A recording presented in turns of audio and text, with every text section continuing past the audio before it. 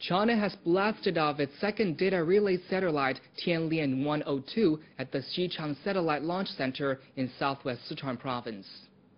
The satellite, developed by the China Academy of Space Technology, was launched on a Long March 3Z carrier rocket on Monday night. China launched its first data relay satellite Tianlian 101 in 2008. According to the launch center, the two satellites will form a network to offer data relay, measurement, and control of China's spacecrafts and planned space stations. They will also be used to help perform the nation's first space docking in the latter half of this year.